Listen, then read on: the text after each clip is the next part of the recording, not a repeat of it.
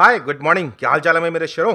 आज हम बात करने वाले हैं ड्रोसोफिला के डेवलपमेंट की, बाइकोइड, नैनोस, गुरकन, हंचबैक, कॉर्डल और ऑस्कर की। ड्रोसोफिला के डेवलपमेंट के दौरान हमने बहुत कुछ चीज समझी। भाई और भी समझना है तो पहले चैनल को सब्सक्राइब कर लो घंटी के साथ, और अच्छा लगे वीडियो तो लाइक भी कर देना और शेयर भी कर देना अपने दोस्तों को। चलिए शुरू करते हैं हम कहानी को, लेकिन पहले हमें समझना पड़ेगा ड्रोसोफिला। बाकी ऑर्गेनिज्म की तरह यहाँ भी मुझे एक्सिस देखने को मिलते हैं, anterior, posterior, dorsal and venter. यहाँ एंटीरियर पार्ट वो है जहाँ हेड बनेंगे, तो पोस्टीरियर पार्ट वो है जहां पर मुझे एब्डोमिनल सेगमेंट्स देखने को मिलेंगे। अब इस सारी कहानी में मॉर्फोजेंस का बड़ा रोल है। मॉर्फोजन ऐसे केमिकल्स हैं जो हाई कंसंट्रेशन में जब होंगे तो अपने आसपास के न्यूक्लियस को मैसेज देंगे कि भाई उन जीन्स का ट्रांसक्रिप्शन करो जैसा हम चाहते हैं, और जब ये लो कंसंट्रेशन में होंगे तो इफेक्ट उल्टा होगा। इंडिड ये केमिकल अपनी कंसंट्रेशन पर डिपेंड होकर के सेल को डिफरेंशिएट कराते हैं। ये डिफ्यूजिबल बायोकेमिकल मॉलिक्यूल्स हैं। एक सेल बना करके अपनी अड़ोस पड़ोस की सेल को दे सकती है, मतलब हम पैराक्राइन की बात कर रहे हैं। ये आरएनए भी हो सकते हैं, प्रोटीन भी हो सकते हैं और तमाम तरह के दूसरे मॉलिक्यूल भी। एग्जाम्पल के रूप में बाइकोइड है, रेटिनोइक एसिड है, एफजीएफ है, हैजोग है, डब्ल्यूएनटी है, बीएमपी है। अलग अलग ऑर्गेनिज्म के डेवलपमेंट में ये अलग अलग रोल निभाते हैं। अब क्योंकि हम बात करने वाले हैं ड्रोसोफिला के, तो चलिए अपने फोकस कर लेते हैं बाइकोइड के ऊपर। बाइकोइड का प्रोटीन इनिशिएट करता है हेड और थोरस की फॉर्मेशन को। ये ट्रांसक्रिप्शन फैक्टर की तरह भी एक्ट करता है। ये उन जीन्स को एक्टिवेट करेगा जैसे कि हंचबैक, जो कि नेसेसरी है for the formation of fry anterior, और ये साथ में ट्रांसलेशनली इनहिबिटरी की तरह भी काम करती हैं उन जीन्स के लिए जैसे कोडल। और इन जीन्स को ये एंटीरियर पार्ट में एक्सप्रेस नहीं होने देती, क्योंकि जब भी ये एक्सप्रेस करते हैं तो भाई फ्लाई का पोस्टीरियर पार्ट बनता है। बाइकोइड इनहिबिट करता है कोडल मैसेंजर आरएनए के ट्रांसलेशन को। ये उसके 3 प्राइम यूटीआर से बाइंड करेगा और बाइंड करने के बाद में एक दूसरे प्रोटीन को बुला लेगा, इसका नाम है D4EHP। आप जानते हैं कि यूकैरियोटिक ट्रांसलेशन को शुरू करने के लिए सबसे पहले आरएनए के 5 प्राइम और 3 प्राइम एंड को एक दूसरे से चिपकना पड़ेगा, और ये बुलाएंगे यूकैरियोटिक इनिशिएशन फैक्टर ट्रांसलेशन का 4E और साथ में 4G को। लेकिन क्योंकि यहां पहले ही आकर के बाइंड कर गया है बाइकोइड के साथ D4EHP, तो भाई ट्रांसलेशन की शुरुआत नहीं हो पाती। नतीजा, जहां कहीं भी बाइकोइड अवेलेबल होगा वहीं पर ये कोडल मैसेंजर आरएनए के ट्रांसलेशन को रोक देगा, और नतीजा इस जगह पर पोस्टीरियर पार्ट का डेवलपमेंट नहीं हो पाएगा। लेकिन इस बात को समझने के लिए हमें समझना पड़ेगा कि कैसे ये एंटीरियर पार्ट में लोकलाइज होता है। इसको समझने के लिए समझते हैं चलिए oocyte को। देखिए oocyte के डेवलपमेंट के दौरान नर्स सेल बहुत बड़ा रोल निभाएंगी। ये मैटरनल सेल्स हैं, ये काफी सारे आरएनए प्रोड्यूस करती हैं, और इन आरएनए को प्रोड्यूस करने के बाद में oocyte के साइटोप्लाज्म में ड्रॉप कर देती हैं। oocyte केवल ये येलो वाला पार्ट है। इसी सेल्स को चारों तरफ से घेरे हुए हैं अनकमिटेड पोलर फॉलिकल सेल्स, और यहीं चल करके बाद में हमें एंटीरियर और पोस्टीरियर पार्ट देखने को मिलेंगे डेवलपमेंट के। तो शुरुआत करते हैं हम लोग नर्स सेल से आए हुए एक मैसेंजर आरएनए के साथ। ये मैसेंजर आरएनए प्रोटीन्स बनाएंगे। ये प्रोटीन गुरकन प्रोटीन्स हैं। इन प्रोटीन्स की बाइंडिंग साइट अवेलेबल है टॉर्पिडो रिसेप्टर के रूप में, जो कि टर्मिनल फॉलिकल सेल्स के ऊपर लगी हुई है। जैसे ही ये बाइंडिंग होगी भाई इन सेल्स को सिग्नल जाएगा और ये सेल बदले में प्रोटीन काइनेज ए बनाएंगे। प्रोटीन काइनेज ए एक खास तरह का एंजाइम है जो कि पॉलीमराइजेशन ऑफ माइक्रोट्यूब्यूल्स को रेगुलेट करेगा। अब ये यहीं से इनका पोलराइजेशन शुरू कर देगा और नेगेटिव एंड की तरफ इन्हें ऑर्गेनाइज कर देगा।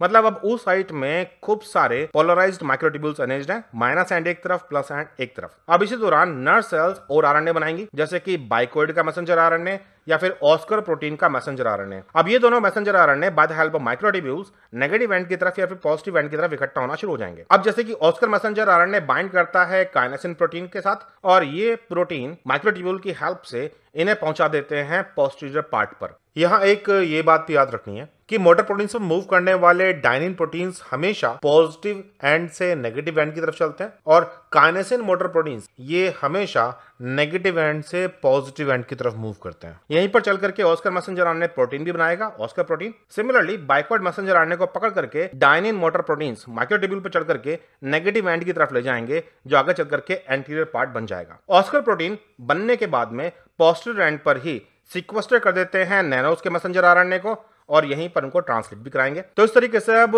एंटीरियर पार्ट में लोकलाइज्ड हो चुके हैं बाइकोइड के मैसेंजर आरएनए, और पोस्टीरियर पार्ट में लोकलाइज्ड हो चुके हैं नैनोस के मैसेंजर आरएनए, जो कि ऑस्कर प्रोटीन के साथ चिपके हुए थे। तो भाई अब जब ये प्रोटीन ट्रांसलेट करेंगे तब मजा आएगा। लेकिन ट्रांसलेशन तब होता है जब फर्टिलाइजेशन हो जाए और एक बार वो ट्रांसलेट होना शुरू हो गए तब ग्रेडियंट बनेगा। मतलब एक तरफ कंसंट्रेशन हाई तो दूसरी तरफ कंसंट्रेशन लो। तो हमने अभी तक क्या देखा, हमने देखा कि भाई ऊ साइड के अंदर बाइकोइड के मैसेंजर आरएनए इकट्ठे हो चुके हैं एंटीरियर रीजन में और नैनोज के मैसेंजर आरएनए इकट्ठे हो चुके हैं पोस्टीरियर एंड पे। अब होगा फर्टिलाइजेशन, न्यूक्लियर का डिवीजन टू फॉर्म सिंसिशियम। मतलब खूब सारे न्यूक्लियस डिवाइड हो जाएंगे लेकिन अभी तक सेल डिवाइड नहीं की। अब जब ये काम हो चुका है तो ट्रांसलेशन शुरू हो गया है बाइकोइड प्रोटीन का। अब ये concentration from the region of anterior to posterior low होती जा रही है। सिमिलरली नैनोज प्रोटीन क्योंकि आरएनए इनके यहां इकट्ठे हैं पोस्टीरियर एंड पे तो यही इनकी हाई कंसंट्रेशन है और अंदर की तरफ कंसंट्रेशन लो होती जा रही है। अलग अलग रीजन में बाइकोइड और नैनोज की कंसंट्रेशन अलग अलग है और इसी के बेस पर यहां मौजूद जो न्यूक्लियस होंगे वो अलग अलग तरह की जीन का एक्सप्रेशन करेंगे और बाद में इसी से चलकर डिफरेंट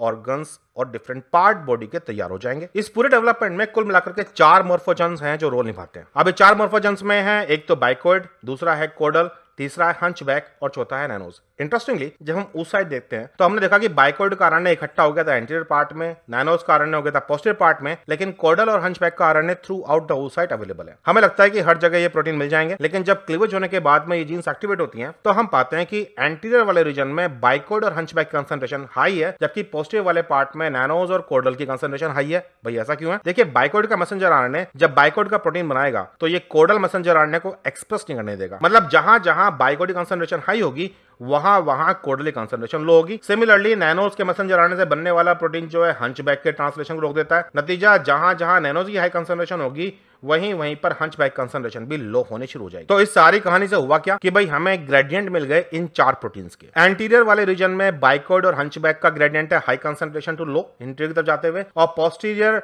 टू एंटीरियर मुझे नैनोज और कोडल कंसंट्रेशन हाई दिखती है जो बाद में लो हो जाती है एंटीरियर की तरफ। अब जो ये डिफरेंट कंसंट्रेशन है ये अपने अपने रीजन में पड़ने वाले न्यूक्लियस को एक्टिवेट करेंगे और अलग अलग बॉडी के पार्ट बनाएंगे। क्या बाइकोइड वाकई में इतना इंपॉर्टेंट था? ये चेक करने के लिए कुछ एक्सपेरिमेंट्स किए गए। ये पाया गया कि जब बाइकोइड नॉर्मली अवेलेबल होता है तो वाइल्ड टाइप का एम्ब्रियो एक टिपिकल ऑर्गेनिज्म को डेवलप करता है हेड टू टेल ऑर्गेनाइजेशन में। जिस जगह पर जहां जो डेवलप होना चाहिए वहां पर वही डेवलप होता है। शुरुआत है एक्रोन के साथ में, फॉलोड बाय हेड, फिर उसके बाद में थोरेक्स, फिर एब्डोमेन और फिर उसके बाद में है टैल्सन। अगर हम बाइकोइड के आरएनए को उड़ा दें या फिर जीन को गायब कर दें मतलब बाइकोइड डेफिशिएंट बन गया हमारे पास म्यूटेंट, तो हम पाते हैं कि इसमें एक्रोन, हेड और थोरस डेवलप नहीं हो पाते और दोनों तरफ केवल और केवल टेल डेवलप हो गई। यानी कि अब नैनोज आरएनए को हर जगह पर एक्सप्रेशन करने का मौका मिल गया। अब हम ये पक्का करना चाहते थे कि भाई बाइकोइड का मैसेंजर आरएनए ही है जो हेड के डेवलपमेंट को कंप्लीट कर रहा है। तो उन्होंने बाइकोइड नेगेटिव म्यूटेंट्स के अंदर जानबूझ के बाहर से बाइकोइड इंजेक्ट कर दिया आरएनए के रूप में और ये इंजेक्ट किया उन्होंने एंटीरियर पार्ट में। तो उन्होंने पाया कि अब एंटीरियर पार्ट में हेड वापस डेवलप हो गया।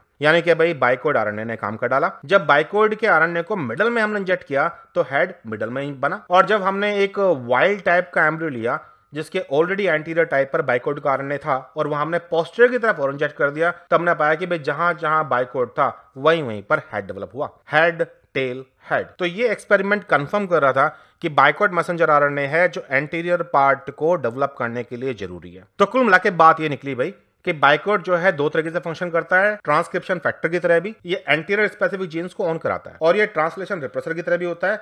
ये सप्रेस करता है पोस्टीरियर स्पेसिफिक गैप जीन्स को। The posterior organisation centre is located at the posterior poles. ये सेंटर एक्ट करता है ट्रांसलेशनली नैनो प्रोटीन की हेल्प से टू इनहिबिट एंटीरियर फॉर्मेशन और ये ट्रांसक्रिप्शन भी एक्ट करता है through the caudal protein to activate those genes that form the abdomen. Maternal effect genes, यहाँ पे इनका रोल बड़ा इंपॉर्टेंट है। ये जीन्स वो थी जो नर्स सेल्स ने बनाई थी और oocyte को दी थी। ये जीन्स रिस्पॉन्सिबल है एंटीरियर पोस्टीरियर पोलैरिटी के लिए। बाइकोइड का मैसेंजर आरएनए बाउंड करता है अपने 3 प्राइम एंड से साइटोस्केलेटल के साथ, माइक्रोट्यूब्यूल के साथ में और पहुंच जाता है एंटीरियर पोल पे। सिमिलरली नैनोज भी अपने 3 प्राइम यूटीआर की हेल्प से ही बाइंड करके पोस्टीरियर पोल की तरफ पहुंच जाता है। हम बात कर रहे हैं काइनिन डाइनिन वाली स्टोरी। हंचबैक और कोडल ये काम नहीं करते इसलिए थ्रू आउट द एम्ब्रियो पाए जाते हैं। लेकिन फिर हमने पाया कि भाई इनकी प्रोटीन का भी ग्रेडियंट अवेलेबल था। ऐसा नहीं है कि केवल यही जीन है जिन्हें हम मैटरनल इफेक्ट जीन्स बोलते हैं। ये जीन्स काफी सारी हैं। जैसे एंटीरियर ग्रुप्स के अंदर बाइकोइड है, EXU है, सुआ है। तो पोस्टीरियर ग्रुप में नैनोज, ट्यूडर, ऑस्कर, वासा, वेलोइस, पिमिलो, कोडल और ऐसे ही टर्मिनल ग्रुप के जीन्स भी हैं, टोर्सोलाइक, ट्रंक और बाकी जीन्स। हमने पाया कि अगर हम इन जीन्स को डिलीट कर दें तो क्या असर देखने को मिलता है। फॉर एग्जाम्पल अगर नैनोज को उड़ा दें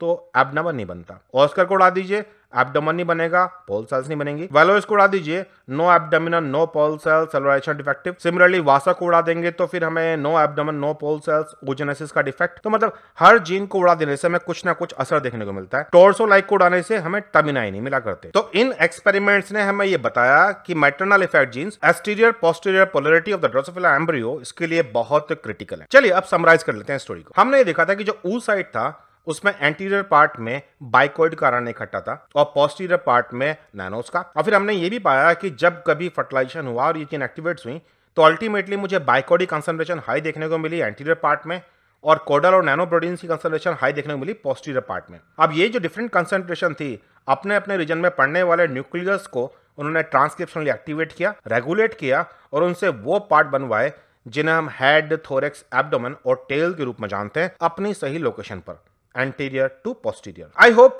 इस सारी कहानी से थोड़ा बहुत आपका समराइज हो गया होगा कि भाई ड्रोसोफिला के डेवलपमेंट में इन जीन्स का क्या रोल है। अगर नहीं भी हुआ है तो एक बार दोबारा से रिवाइज कर लो। चलिए अब हम जब समझ ही गए हैं इन सारी कहानी को तो क्यों ना कुछ क्वेश्चनों के साथ में दो चार हाथ कर लें। अब ये क्वेश्चन है, following a certain statement regarding morphogen gradient and the cell specification. Morphogen क्यों लेकर के क्वेश्चन ये स्टेटमेंट पूछ रखा है कि भाई कौन सा स्टेटमेंट ट्रू एंड में से कॉम्बिनेशन। पहला वाला स्टेटमेंट है मॉर्फोजन्स आर ऑलवेज ट्रांसक्रिप्शन फैक्टर। क्या ये बात सही है? ये बात गलत है। भाई हमने बाइकॉइड के लिए देखा था कि वो ट्रांसक्रिप्शन फैक्टर भी था और वो ट्रांसलेशनल इनहिबिटर भी था। इसके अलावा ये मॉर्फोजन्स भी होते हैं, मतलब सिग्नल मॉलिक्यूल के रूप में भी देखते हैं हम लोग ने। तो statement number A is false. तो जहां जहां ए है वो तो उड़ा दो, पहले दो ऑप्शन बचे हमारे पास। अब बी वाला ऑप्शन है morphogens can be paracrine factor that are produced in one group of cells and travel to another population of cell. ये स्टेटमेंट ट्रू था, हमने मॉर्फोजन की प्रॉपर्टी समझते हुए देखा था। तो जहां बी है वो ठीक है, तो भाई आंसर तो आपको मिल ही गया। पहले सी है when the concentration of morphogen drop below a certain threshold cell stop differentiating never get differentiated to another fit. भाई अगर सेल के पास किसी मॉर्फोजन की मात्रा कम हो गई तो वो डिफरेंशिएट नहीं करेगी। भाई हमने देखा था कि एंटीरियर पार्ट में बाइकॉइड कंसंट्रेशन हाई थी, पोस्टीरियर में लो थी, तो क्या पोस्टीरियर की सेल डिफरेंशिएट नहीं हुई? भाई वो डिफरेंशिएट होगी दूसरे मैसेज के रूप में। तो स्टेटमेंट नंबर सी भी गलत है। अब डी जो है morphogens gradients are involved in conditional specification. देखिए कंडीशनल स्पेसिफिकेशन का मतलब है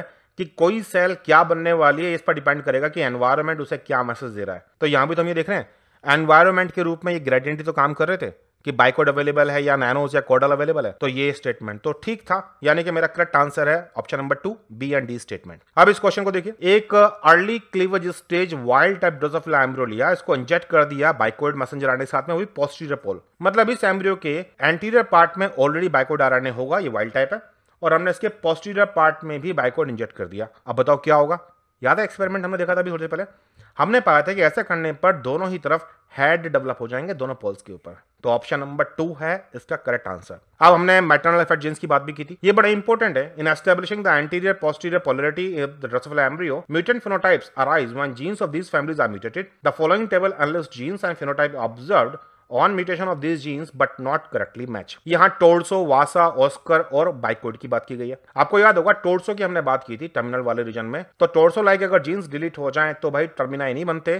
तो ए का फोर्थ यहाँ एक में ही है, आंसर तो आपको यहीं का ही मिल गया। बट आप चेक कर लीजिए बाइकॉइड तो आपको याद है, जब बाइकॉइड गायब होता है तो क्या होता है? हेड एंड थोरेक्स ये नहीं मिला करते। सिमिलरली अगर मैं वासा की बात करूं तो वासा मेरा पोस्टर ग्रुप के अंदर आता है और वासा के गायब हो जाने पर एब्डोमेन नहीं, पोल नहीं और oogenesis भी डिफेक्टिव है। तो डिफेक्टिव oogenesis को हम लोग वासा के साथ जोड़ देते हैं। बचा हमारा ऑस्कर, तो भाई ऑस्कर वाली कहानी पे आप नो एब्डोमेन नो पोल सेल्स की बात को जोड़ सकते हो और इस तरह से आपको ये सारी कहानी मिल गई। तो कहो भाई अभी कैसे हाल चाल है तुम्हारे? कुछ चीज कंट्रोल हुई? अगर कंट्रोल हुई, चैनल सब्सक्राइब नहीं कर रखा तो कर लो घंटे के साथ। वीडियो अच्छा लग रहा है तो लाइक कर दो, शेयर भी कर दो दोस्तों के साथ में। और अगर अभी भी थोड़ी बहुत डिफिकल्टी है तो एक बार और इस वीडियो को रिवाइज कर लो ताकि आने वाले एग्जाम में तुम इसे प्रॉपर्ली यूज कर सको। अब आई बात एक बड़े इंपॉर्टेंट अनाउंसमेंट की। 20 सितंबर 2022 कुछ दिन बाद हम लोग नए बच्चे शुरू कर रहे हैं। ये कोर्सेज हैं CSIR नेट 2023 के लिए, गेट BT 2023 के लिए और MSc एंट्रेंस यूनिवर्सल कोर्स। ये क्या भाई यूनिवर्सल कोर्स का मतलब है